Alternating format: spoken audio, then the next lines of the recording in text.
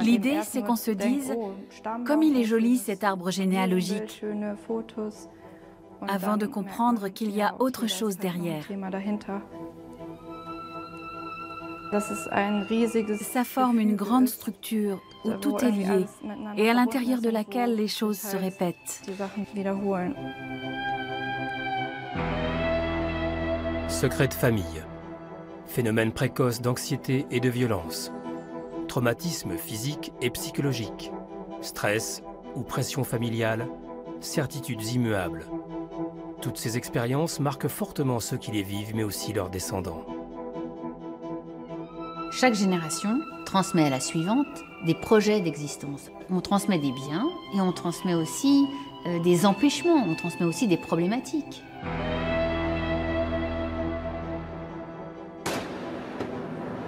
Les guerres produisent les plus graves séquelles post-traumatiques. La douleur, le deuil et les souffrances qu'elles engendrent se transmettent aux générations suivantes.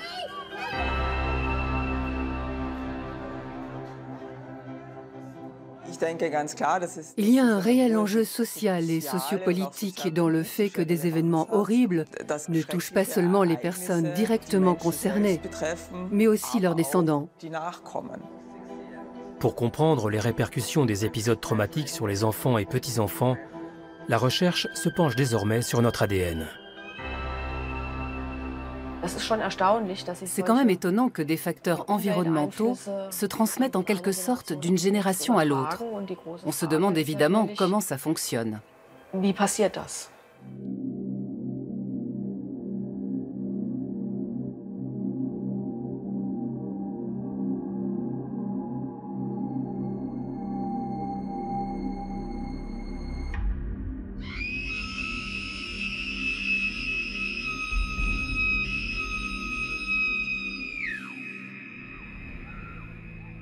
Dans chaque vague de réfugiés, il y a des êtres traumatisés.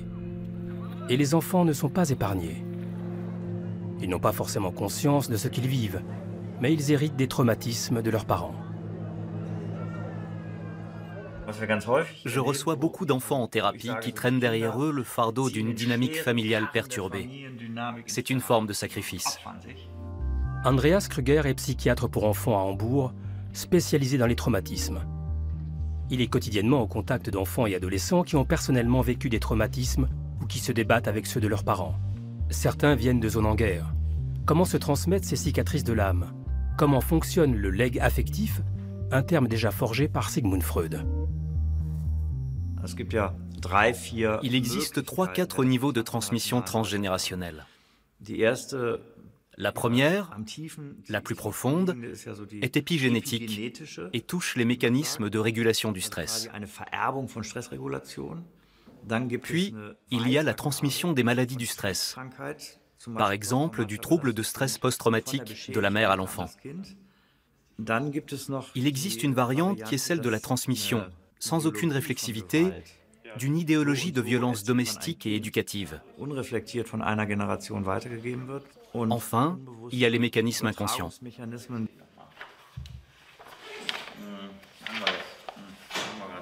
Les enfants développent alors les mêmes symptômes que s'ils avaient réellement vécu les souffrances de leurs parents. Phobies inexpliquées, vide intérieur, sentiment de culpabilité, troubles de l'attachement et de la relation, cauchemars et maladies psychosomatiques. Inconsciemment, ils ne cessent de remettre en scène les blessures de leurs parents et grands-parents.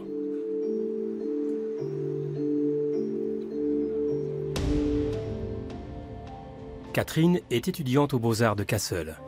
L'histoire de sa famille est parsemée de cas d'abus sexuels sur enfants.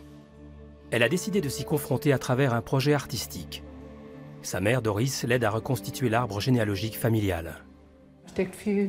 Il y a beaucoup de tristesse et beaucoup d'abus sexuels dans l'histoire de cette famille. Catherine pleurait beaucoup étant bébé. À l'adolescence, elle développe ses premiers troubles de l'alimentation. Ils vont s'accompagner d'états de fatigue extrême, de dépression et de plus en plus régulièrement d'idées suicidaires sans qu'elle sache pourquoi. Elle finit par faire une série de séjours dans des centres de psychothérapie. L'espace protégé de la thérapie va faire surgir les premiers souvenirs enfouis par l'amnésie. Ils se multiplient au fur et à mesure des séances. Sa mère la croit immédiatement, mais il n'existe aucune preuve de ce que Catherine décrit. D'abord, il y a eu les souvenirs avec mon père qui sont remontés.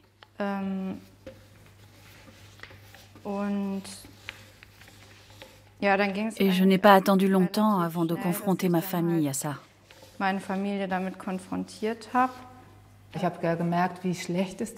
J'avais évidemment vu à quel point Catherine avait été mal pendant toutes ces années.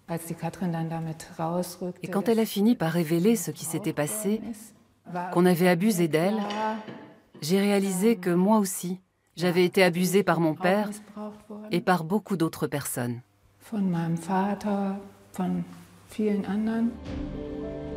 Ce n'est qu'une fois confrontée au récit de sa fille que Doris a pu recouvrer ses propres souvenirs refoulés durant de longues années.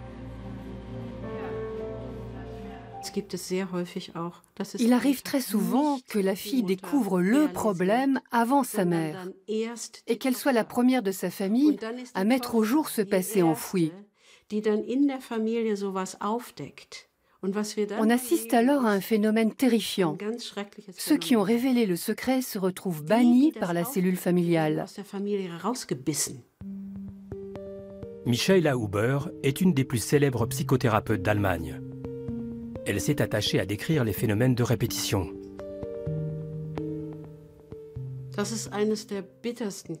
C'est un des éléments les plus tragiques de toute cette affaire. Il y a une majorité écrasante de femmes qui, ayant été victimes d'abus sexuels au sein de leur famille, se cherchent inconsciemment des partenaires qui vont à leur tour abuser de leurs enfants.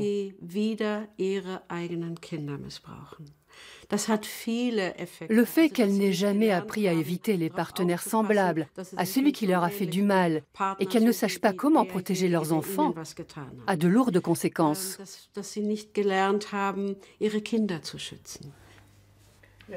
Quels sont les autres coupables dans ton souvenir? Ma mère en fait partie. Mais dans quelle mesure, ce n'est pas très clair. C'est là où c'est vraiment dur. Ce que je sais, c'est que je l'ai secouée quand elle était bébé.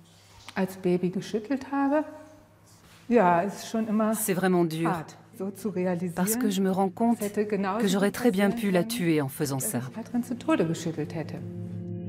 Ces épisodes traumatiques peuvent entraîner par la suite des comportements d'automutilation et des troubles de la personnalité.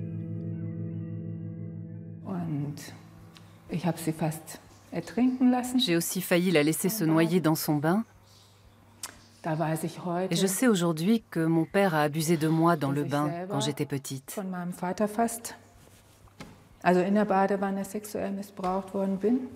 Je ne sais pas si j'ai fait d'autres choses du même genre. Franchement, je n'en ai aucune idée.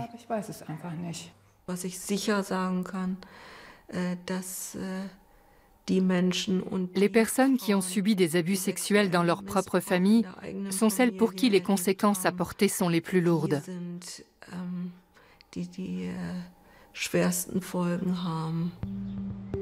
Sabine Herpertz est chercheuse et directrice du service de psychiatrie générale de l'hôpital universitaire de Heidelberg. Elle s'est penchée sur les interactions mère-enfant en situation de conflit, mais aussi en situation apaisée. À l'aide des techniques d'imagerie médicale, elle a mis en évidence le stress du cerveau ainsi que sa transmission. Les différences selon qu'il s'agit de mères traumatisées ou non sont significatives. Les mères traumatisées se demandent constamment, et particulièrement en situation de conflit, ce que leur enfant peut attendre d'elles, ce qu'elles sont censées faire. Une mère qui n'a pas connu de traumatisme va agir de manière beaucoup plus intuitive et partir de ses émotions, ses sentiments, pour interagir avec son enfant. Au service de psychiatrie du CHU de Heidelberg, les mères traumatisées et leurs enfants sont pris en charge et observés. L'expérience commence par une séquence de jeu simple. La psychologue Daniela Noé analyse les images.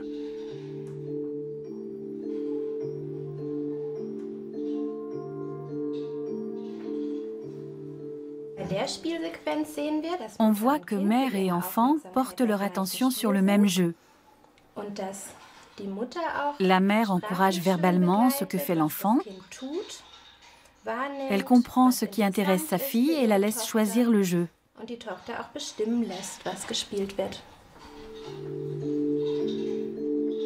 La seconde partie de l'expérience est plus complexe, pour la mère comme pour l'enfant.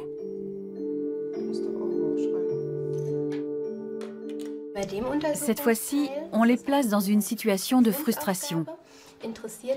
Il s'agit de voir comment l'enfant gère les émotions négatives et à quel point la mère est en mesure de les amortir et de motiver l'enfant pour trouver une solution à une tâche qui est objectivement trop difficile pour son âge.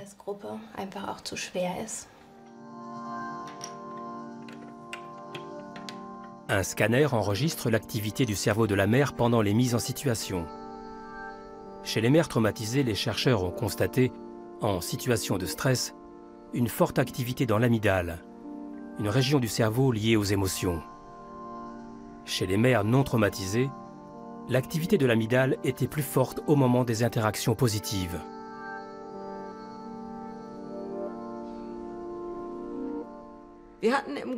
En résumé, c'est la même zone du cerveau qui est activée. Mais chez les mères non traumatisées, c'est l'échange positif qui l'active. Et chez les mères traumatisées, l'échange négatif, conflictuel. Chez les mères traumatisées, d'autres régions du cerveau liées à la mémoire ont également été activées. Les chercheurs tirent la conclusion que l'interaction avec l'enfant fait remonter à la surface les traumatismes de la mère.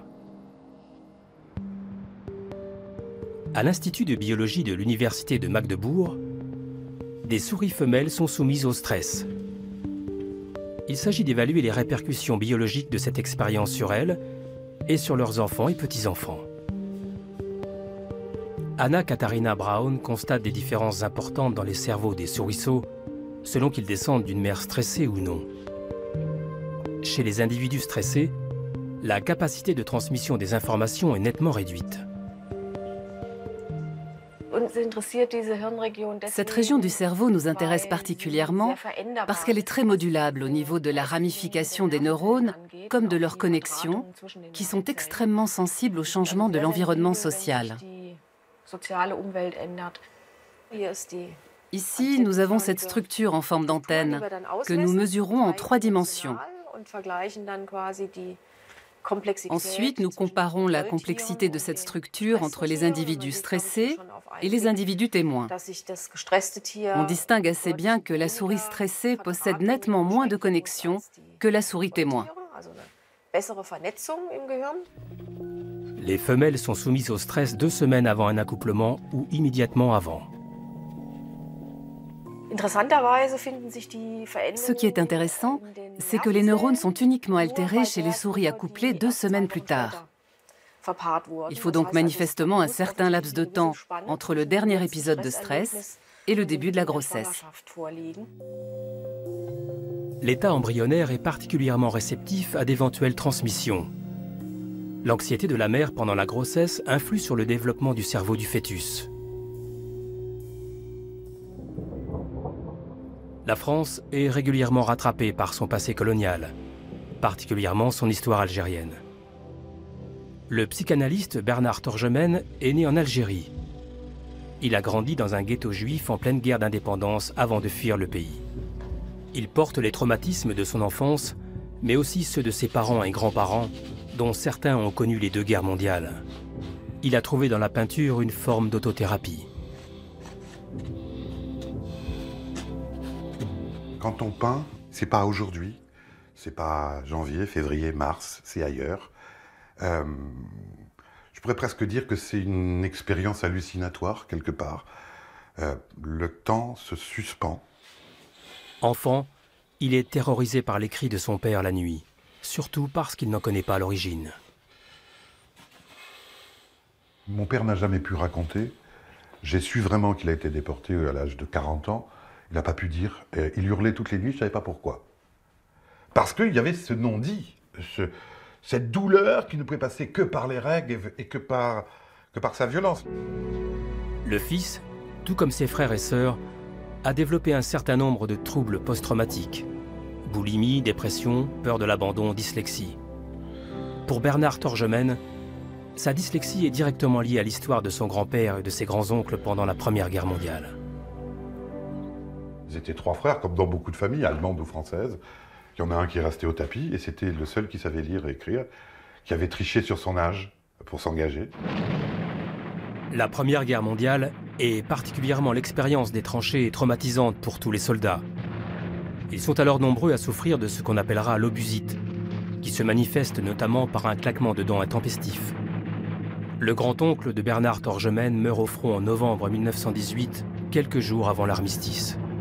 Il ne sera pas considéré comme mort au combat et n'aura pas de sépulture. Et donc un jour, on a décidé qu'on allait mettre une plaque. On a réuni tous les jeunes de la famille, tous très très élargis. On est allé sur la tombe de mon grand-père et on a posé une plaque avec le nom de Isaac Torgemène, ce marin mort à 20 ans, celui qui savait lire et qui écrire. Et là, on a vu son nom inscrit. Et je vous assure que de ce jour-là, je suis devenu écrivain. Des générations entières ont été marquées par les horreurs de la guerre. Même des enfants nés pendant la guerre, mais ayant grandi en temps de paix, témoignent de séquelles dramatiques. Elles peuvent même toucher les petits-enfants.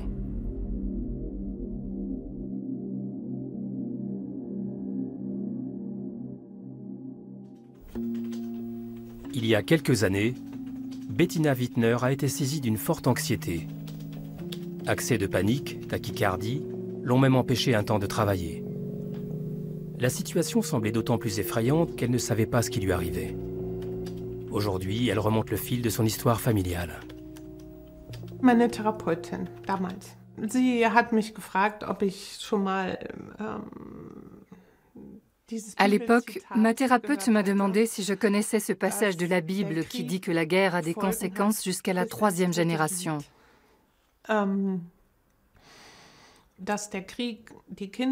Qu'elle influence les enfants, les petits-enfants et leurs enfants.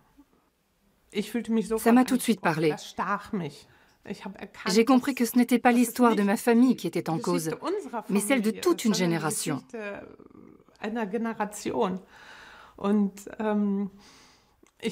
Et je ne comprenais pas comment on avait pu imaginer que cette histoire n'aurait aucune répercussion sur nous. Comment avons-nous pu faire l'impasse là-dessus et fermer les yeux face à l'évidence? Si les enfants et petits-enfants des victimes de la guerre peuvent souffrir jusqu'à ce jour, le phénomène n'épargne pas non plus les descendants de coupables et des suiveurs. Le père de Bettina Wittner était pilote de chasse. Il a participé au bombardement de Londres et tué de nombreuses vies. Une dimension que l'enfant n'a pas pu comprendre sur le moment. Ça me paraissait tellement excitant, un avion dans la nuit qui fonce sur sa cible. La réalité était évidemment horrible et dramatique. Je crois que mon père avait conscience de la lourde responsabilité qu'il portait.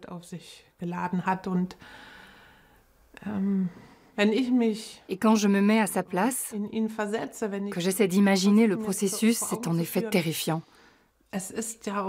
On donne la mort de manière parfauchement anonyme. On ouvre et referme une petite trappe pour lâcher ses bombes sur une cible définie au préalable et faucher des vies au hasard. Après la guerre, son père est hospitalisé à plusieurs reprises en raison de graves dépressions et d'un trouble de stress post-traumatique qu'on appelle alors dystonie neurovégétative. Il a gardé un tic nerveux. Il ne cessait de cligner des yeux. Les soldats ont été traumatisés, ils ont été confrontés à la violence et ils ont eu des angoisses de mort.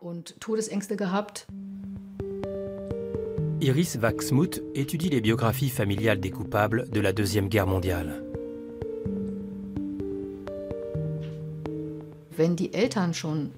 Quand il existe des traumatismes chez les parents, cela a des conséquences sur l'attachement et la confiance fondamentale de l'enfant. Selon que l'on grandit dans une atmosphère ambivalente, au contraire dans un environnement d'amour et de tendresse, cela aura une influence sur le développement de notre moi, sur la manière dont nous construisons notre relation à l'autre. Cela a une incidence sur nous et sur la société. Absence d'amour maternel, froideur affective, Enfant, Bettina Wittner a eu une relation difficile avec sa mère, sans savoir que celle-ci avait subi dans sa propre jeunesse un terrible traumatisme dont elle n'a jamais parlé. Je me souviens d'un jour, je devais avoir 7 ou 8 ans, où j'étais assise à la table de la cuisine et je regardais mon père s'activer au fourneau. Il aimait beaucoup faire la cuisine et il ne s'en privait pas. Ça sentait si bon et je me suis dit, si ma mère disparaissait là tout d'un coup, elle ne me manquerait pas. Mon père cuisine, j'ai tout ce qu'il me faut. On est au complet. Quand j'y repense, c'est terrible. On sait qu'il y a eu quelque chose, mais on n'en parle pas. C'est passé sous silence. Et c'est dans l'espace du non-dit que beaucoup de choses se trament. Dans ce vide, on peut trouver des sentiments, des peurs, des abîmes qui vont nous façonner.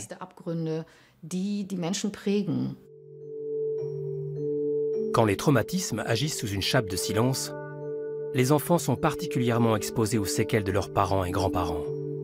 Ils doivent s'adapter et mettre en retrait leurs propres besoins de développement et d'émancipation.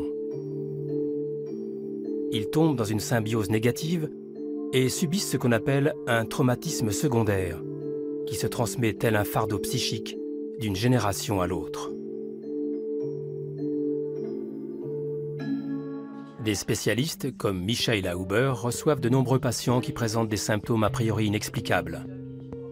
Seule la révélation des traumatismes de leurs ancêtres leur redonne une forme de paix intérieure.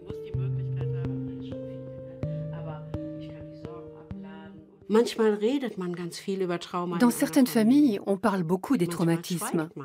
Dans d'autres, on n'en parle pas. Il peut donc exister des choses affreuses, sombres, violentes, qui sont tabous, mais ne vont pas moins se transmettre. La charge émotionnelle de la génération précédente peut s'accumuler chez les enfants. Le pasteur Andreas Dreyer a connu la transmission inconsciente d'un traumatisme. Au début des années 1960, c'est-à-dire bien après la fin de la Deuxième Guerre mondiale, Andreas entend un soir une sirène d'alerte. Il a 4 ans.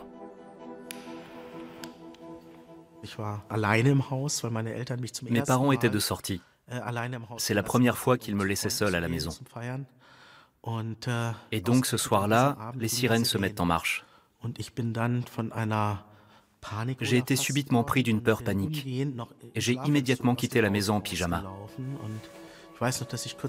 Je me souviens encore m'être demandé si je devais ou non refermer la porte d'entrée. J'ai couru hors de la maison sans vraiment savoir ce que je faisais. Contrairement à ce qu'on aurait pu attendre, je n'ai pas essayé de rejoindre mes parents. Je suis allé dans la direction opposée parce que je voulais absolument me réfugier sous un pont en pierre sous lequel ne coulait pas d'eau.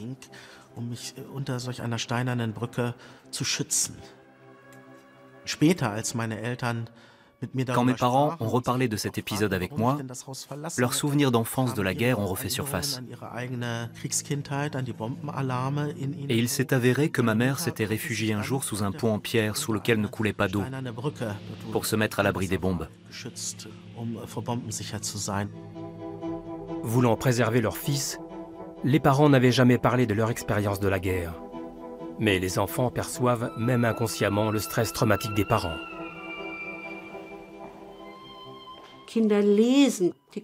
Les enfants décryptent les postures des parents.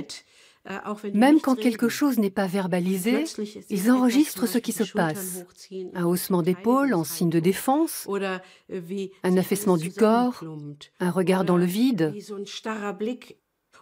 Ce sont autant de signaux subtils que les enfants savent déchiffrer. J'ai repris l'explication de ma mère. Son angoisse m'a été transmise quand j'étais dans son ventre. Et elle s'est transmise au fœtus.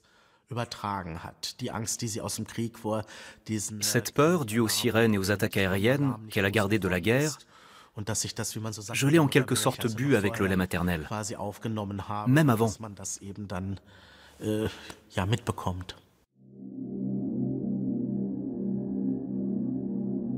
Les enfants s'identifient à la souffrance de leurs parents. Ce processus s'effectue principalement par le biais des neurones miroirs, un phénomène neurologique qui permettrait à l'individu de se mettre inconsciemment à la place de l'autre. Notre cerveau peut réagir à une douleur qu'on ne ressent pas personnellement, mais qu'on observe chez l'autre. C'est ainsi que les enfants peuvent même hériter des cauchemars de leurs parents.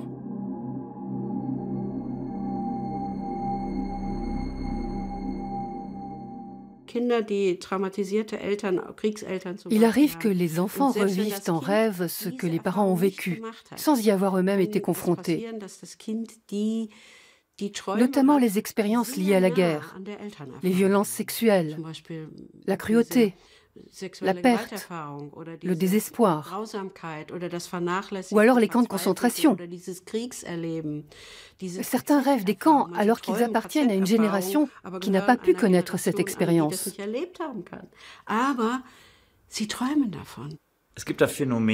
Il y a des phénomènes qu'on ne peut pas vraiment expliquer sur la base de nos connaissances scientifiques actuelles.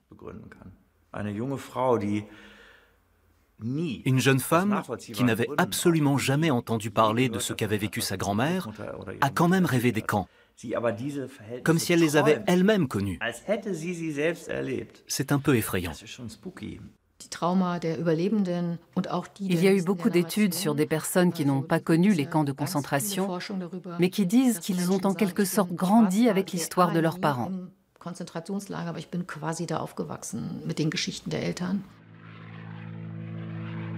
La tentative d'extermination de tout un peuple, le peuple juif, reste l'un des crimes les plus terrifiants de l'histoire de l'humanité.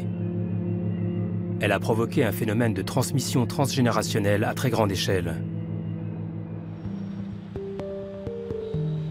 La psychologue Nathalie Zajde travaille dans un hôpital psychiatrique à Paris. Ses recherches sur les traumatismes des victimes de la Shoah et de leurs descendants font autorité. Il y est souvent question du syndrome du survivant, c'est-à-dire le sentiment de culpabilité d'avoir survécu, mais aussi d'un autre phénomène traumatisant. Les morts juifs de la Shoah ont été exterminés en masse et incinérés. Pour réaliser un rituel funéraire conforme, il faut que le corps soit enterré complètement dans la terre. C'est un des grands problèmes qui se transmet aux générations suivantes. C'est finalement le traitement de ces corps, le traitement de ces morts juifs dans la Shoah. Les conclusions de Nathalie Zajde sur les mécanismes de transmission vont à l'encontre de celles de nombreux confrères allemands. L'héritage des traumatismes dépasse le cadre individuel. Il affecte des groupes. Il n'y a pas de transmission transgénérationnelle juste d'un individu à un autre, simplement. Une transmission transgénérationnelle, c'est forcément dans un cadre collectif. Et ce qui se transmet, ce sont des questions qui intéressent le collectif. À l'Institut de psychiatrie Max Planck à Munich, un programme de recherche étudie les répercussions des traumatismes sur les gènes, notamment des survivants de la Shoah et de leurs descendants.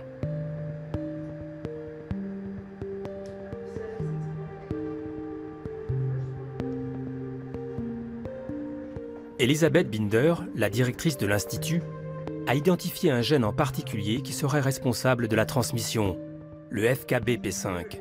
Une molécule chargée de la régulation du stress. En cas de dérèglement, on aboutit à des réponses excessives et prolongées du système de stress.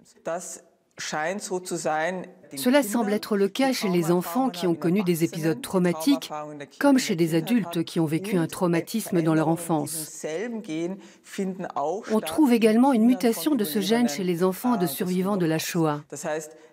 Il semblerait donc que la régulation du stress joue un rôle central dans la gestion des expériences traumatiques, qu'elles aient été vécues directement ou par la génération précédente.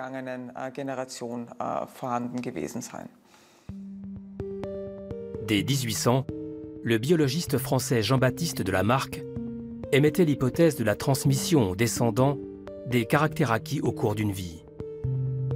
Il expliquait ainsi la longueur du cou des girafes par la nécessité d'atteindre les feuilles en hauteur. L'épigénétique confirme aujourd'hui les grandes lignes de cette hypothèse.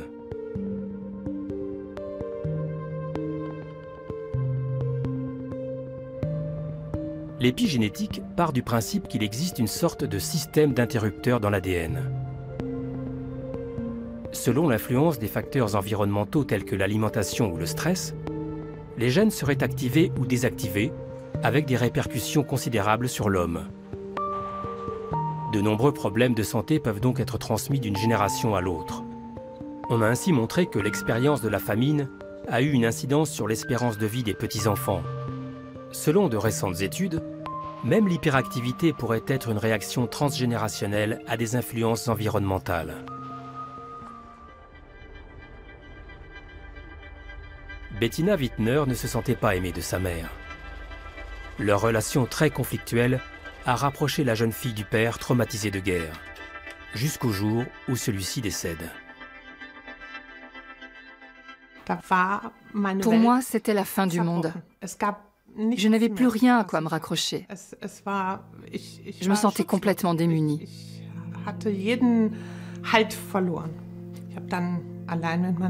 J'ai vécu seule avec ma mère et ça a été un enfer. Je garde le souvenir d'une relation incroyablement froide, sans aucune tendresse. Des récriminations tout le temps.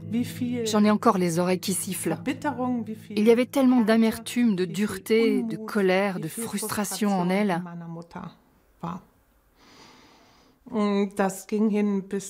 Elle m'a même reproché d'avoir gâché sa vie par mon existence.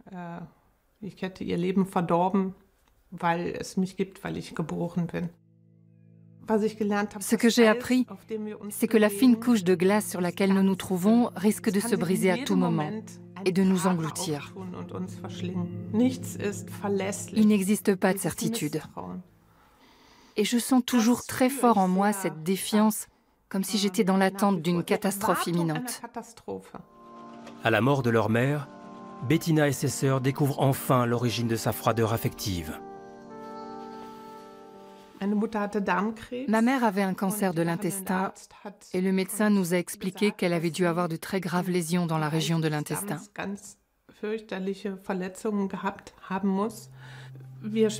Avec mes sœurs, on en est venu à la conclusion qu'elle avait dû être sauvagement violée, ce qui rétrospectivement explique évidemment beaucoup de choses.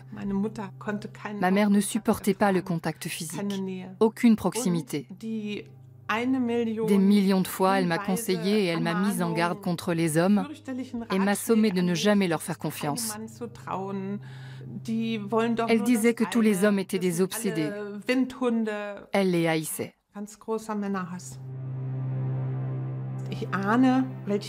Je ne peux qu'imaginer à quel point toute cette souffrance, ces non-dits, cette douleur devait la ronger de l'intérieur.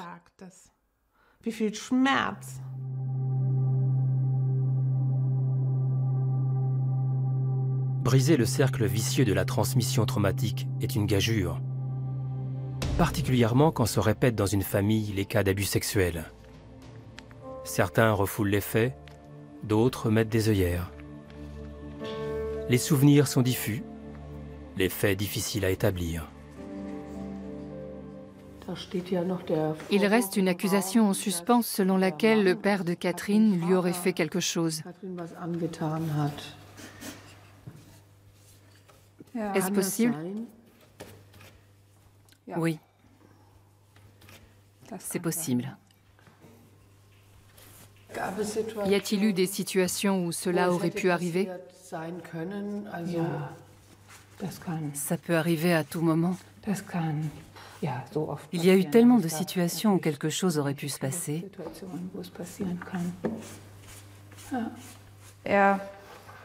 Lui affirme que ce que je raconte est faux. On a fini par se rendre à l'évidence que nos deux points de vue n'étaient pas compatibles. Il prétend que c'est la thérapie qui est à l'origine de mes troubles, de mon traumatisme, que c'est à ce moment-là qu'on m'aurait en quelque sorte implanté ces souvenirs que j'ai.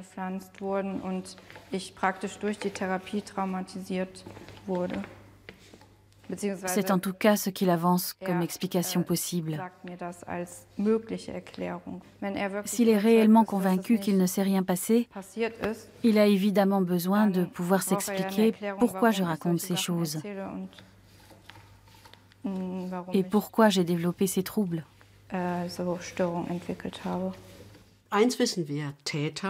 Nous savons que les coupables aiment rarement avouer.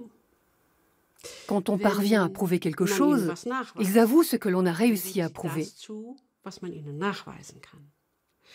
Parfois ils nient, parfois ils refoulent. Et dans certains cas, il est en effet possible qu'ils ne s'en souviennent vraiment pas. On parle alors de dissociation. Ils sont frappés d'amnésie. Des études actuelles disent qu'en Allemagne, environ 1 personne sur 7 a vécu une forme de violence sexuelle dans son enfance. Dans la majorité des cas, le coupable appartient à la famille ou à l'entourage immédiat. Les victimes présentent 2 fois plus de cas d'hypertension artérielle, 3 fois plus de cas de diabète. Elles ont 4 fois plus souvent des infarctus et 6 fois plus souvent des cancers que le reste de la population. Et tous ces risques peuvent se transmettre à leurs enfants. Avec l'aide de sa mère, Catherine façonne et refaçonne son arbre généalogique. Elle souffre toujours de séquelles post-traumatiques qui s'expriment par des épisodes dépressifs et des douleurs physiques. Doris, après s'être momentanément séparée du père, vit à nouveau avec lui. Elle se considère presque aussi coupable que son mari. Quant à savoir si les faits ont réellement eu lieu ou pas, comme l'affirme le père, Catherine n'a jamais porté plainte et a choisi le chemin de la réconciliation. Je ne ferme pas la porte à une reprise de contact. J'essaie régulièrement de voir où j'en suis, moi, où il en est, lui, et s'il est possible de trouver un terrain d'entente. Évidemment, c'est difficile.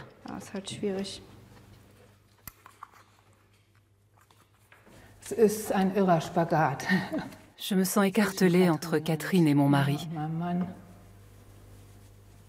Je suis heureuse qu'on soit encore ensemble. Est-il possible que Catherine ait inconsciemment pris à son compte le vécu de sa mère sans l'avoir elle-même connu? Ces phénomènes de transfert existent. Comment faire pour démêler le faux du vrai? Quand une personne évoque des événements personnels de sa mémoire traumatique, ça s'accompagne d'états émotionnels très forts. Un profond désespoir, par exemple. C'est un indice. Mais il peut y avoir des erreurs de traduction dans cette évocation. Le moment où c'est arrivé, quand, où. Il faut être très attentif pour démêler le vécu personnel des souvenirs transmis par la génération précédente.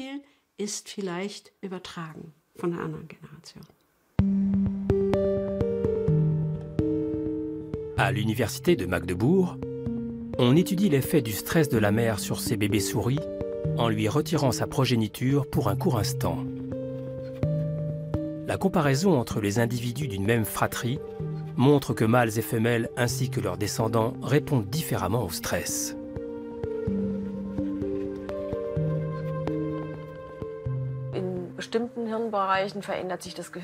On constate dans certaines régions du cerveau plus de changements chez les femelles et dans d'autres, plus de changements chez les mâles.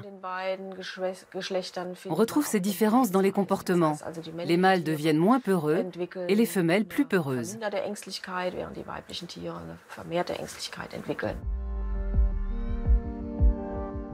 D'autres recherches ont montré qu'un manque d'ocytocine, l'hormone de l'attachement maternel, était plus dommageable pour les garçons que pour les filles.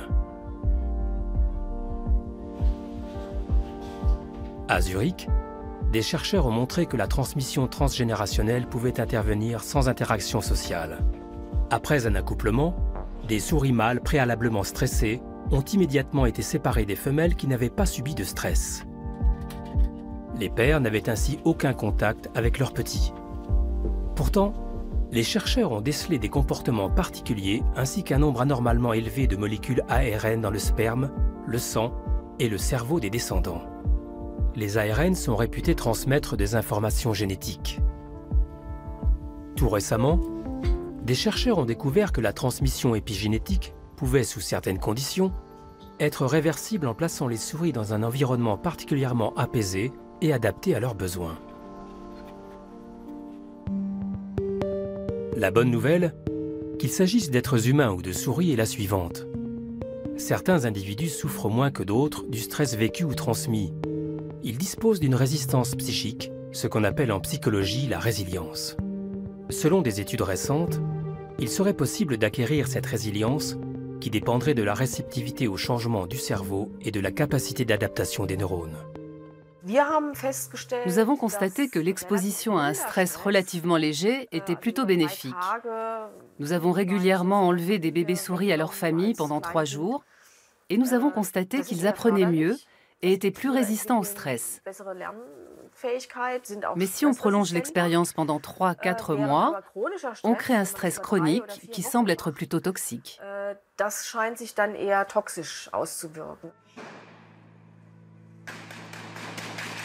Guerre civile, attentats, terreur, les populations civiles n'échappent pas aux conflits politiques. Depuis les attentats de Paris, le climat en France a changé. Les descendants des victimes de la Shoah sont particulièrement anxieux.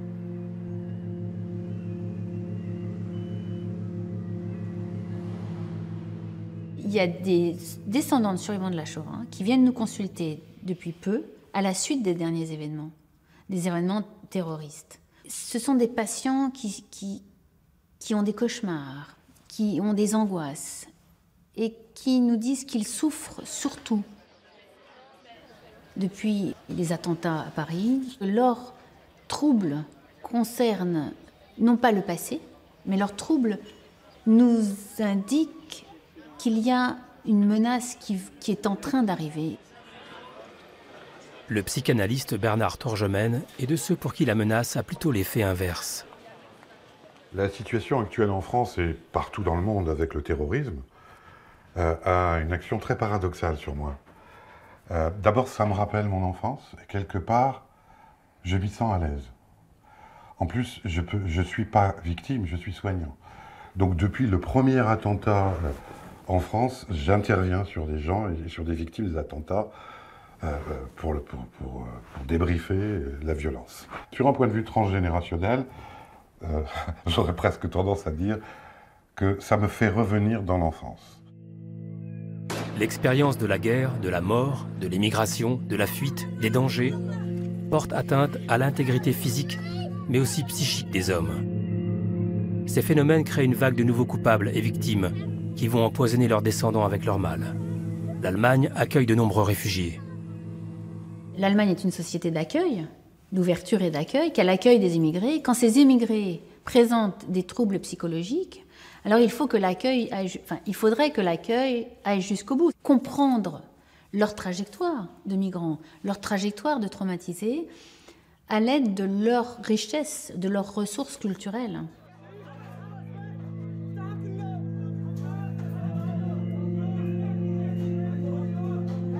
Quand toute une génération grandit avec des séquelles à long terme, l'aide est impérative, mais souvent difficile. La guerre civile en Syrie a vu des voisins devenir ennemis et l'État se désagréger. La confiance des réfugiés est ébranlée, même envers le pays qui les accueille.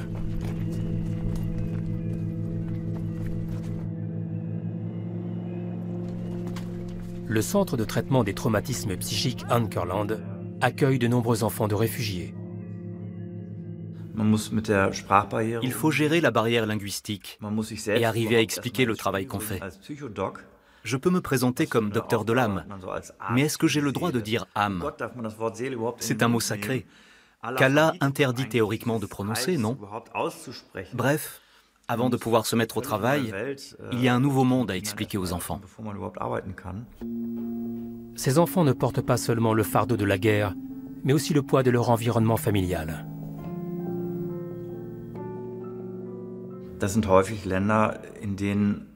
Ils viennent souvent de pays où le châtiment corporel est banalisé et fait partie du modèle éducatif. Et le châtiment corporel, quand il est de nature violente, s'ajoute à ce que les enfants ont vécu par ailleurs. La torture, l'abus sexuel, la violence, la mort, la terreur. Ils portent donc aussi des séquelles post-traumatiques de leur vie de famille. Andreas Krüger affirme qu'il est plus simple de travailler avec des enfants qui sont sans leurs parents qu'avec ceux qui sont constamment exposés aux traumatismes récurrents dans leur univers familial.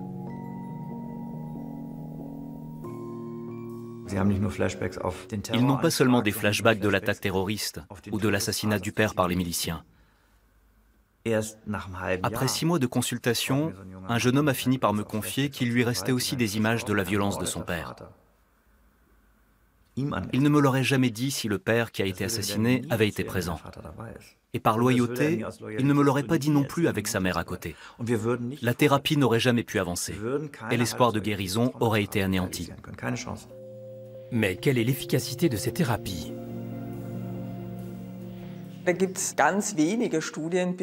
À ce jour, très peu d'études ont pu démontrer que la psychothérapie amenait des changements épigénétiques chez les patients atteints du trouble de stress post-traumatique. Il s'agit pourtant d'études qui cherchent justement à déterminer si des interventions sont en mesure d'annuler ces changements épigénétiques ou d'entraîner d'autres changements qui vont contrecarrer les précédents. Ceux et celles qui veulent se défaire de la camisole familiale n'ont d'autre choix que d'affronter l'histoire de leurs ancêtres. Et c'est une épreuve.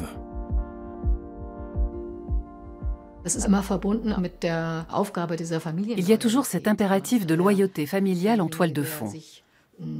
Entreprendre ce travail de mémoire, c'est souvent être accusé de trahison. Ce n'est pas un rôle que tout le monde est en mesure d'endosser.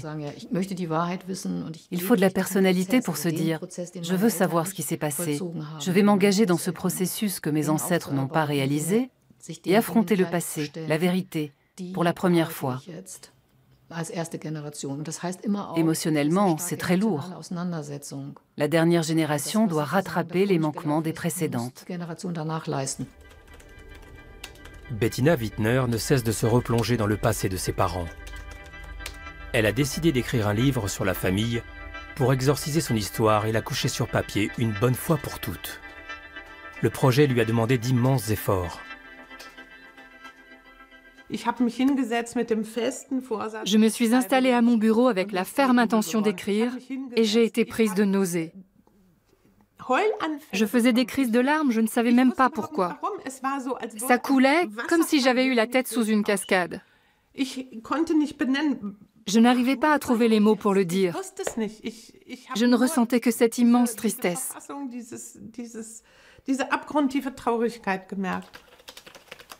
Mais elle veut surmonter ses blocages, ne serait-ce que pour ses enfants.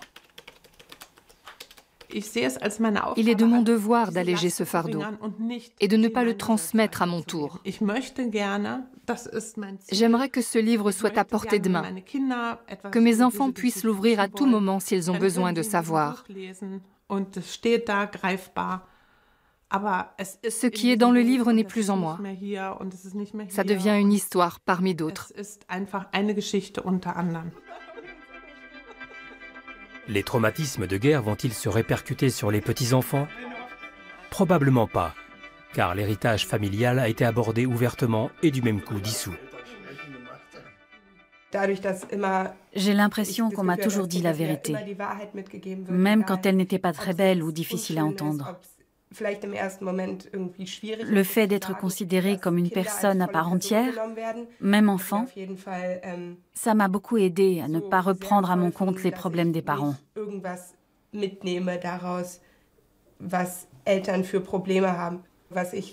Si je devais retenir un enseignement pour ma vie, c'est qu'il ne faut jamais subir son sort.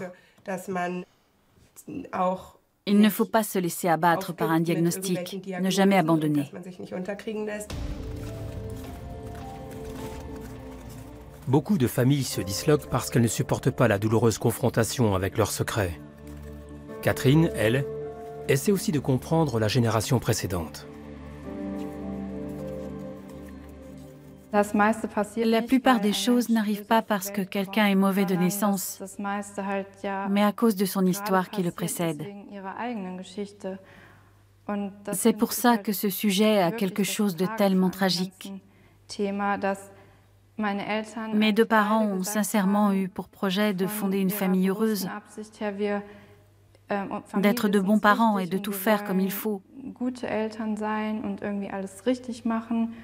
Et malgré tout, ils n'ont pas pu. De peur de transmettre à son tour son traumatisme, Catherine a décidé de ne pas avoir d'enfants. À une époque, je voulais absolument avoir des enfants. Pour moi, la vie n'avait pas de sens sans enfants. Mais j'ai fini par me rendre à l'évidence que c'était irresponsable. J'ai moi-même déjà tellement de problèmes que je n'arrive pas à les dissocier du reste de ma vie.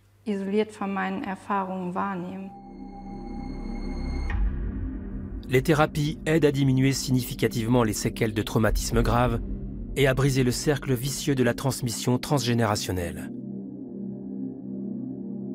Le traitement est d'autant plus efficace qu'il intervient tôt. Mais il faut que la société fasse preuve de volonté pour que les générations futures ne portent pas en cicatrice ces graves blessures de l'âme.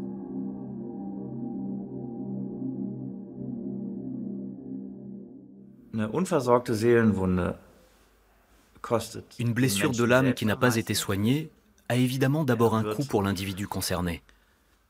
Il sera moins satisfait de lui-même, il ne pourra pas pleinement puiser dans son potentiel, il sera un poids pour lui et la société,